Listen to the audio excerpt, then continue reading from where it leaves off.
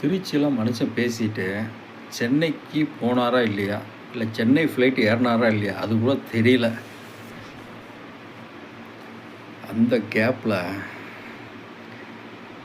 ஒப்பாரி வைக்கிறதுக்குன்னே ஒரு 2 news channel இருக்குது தெரியுமா? சன் நியூஸு, கலைஞர். ஒப்பாரி மேலே ஒப்பாரி. ஐயோ, ஸ்டாலின் சார் கல்யாண வீட்டில் போய் ஒப்பாரி வச்சார்ல, அதை விட மோசமாக ஒப்பாரி வைக்கிறானுங்க.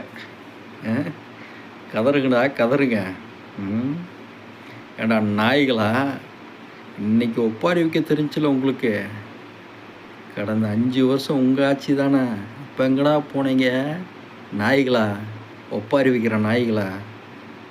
இந்த அதிமுகவிலேருந்து புதுசாக உள்ள வேறு வந்துட்டு கருத்து. யூபிஎஸ்ஸா இபிஎஸ்ஸா? உன்னையெல்லாம் என்னமோ நினச்சியா? நீ இவ்வளோ கேவலமான ஆளா? நானுங்கிற அகம்பாவம் திமிரு உனக்கு எவ்வளோ கூடி இருக்கணும்? பதவி ஆசை கண்ணை மறைக்குது உனக்கெல்லாம். நீ அழிஞ்சிருக்க வேண்டிய ஆள்.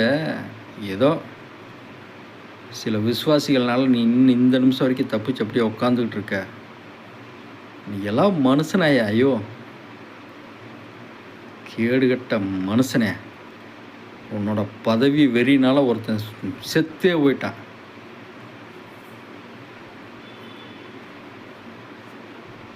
கூட இருக்கிறவங்க பேச்சை கேட்டிருந்தா அவ்வளோ ஆணவ அகம்பா உனக்கெல்லாம். இன்னைக்கு சொல்கிறேன், இந்த யூபிஎஸும் சரி, இந்த கொத்தூசுக்கு தலைவனும் சரி, தமிழ்நாட்டில் தலை தூக்கவே முடியாது. எழுதி வச்சுக்கோங்க. ஆமானங்கட்ட மக்களை சாவடிச்சு தான் நீங்களாம் இப்படி ஒரு பிழைக்கணுமா என்ன? அசிங்கமாக இல்லை? 55 லட்ச ரூபா பணத்தை தூக்கி கொடுத்தா அவன் திரும்ப வந்துடுவானா? நீ எல்லாம் ஒரு மனுஷன். சே சாமி. எங்கள் அப்பா எம்ஜிஆர் விசுவாசி. எங்கள் அப்பா பேச்சை கேட்டு கேட்டு கேட்டு நான் அம்மா விசுவாசி. ஆனால் நீ வந்ததுக்கப்புறம் அந்த தப்பை நான் பண்ணலப்பா.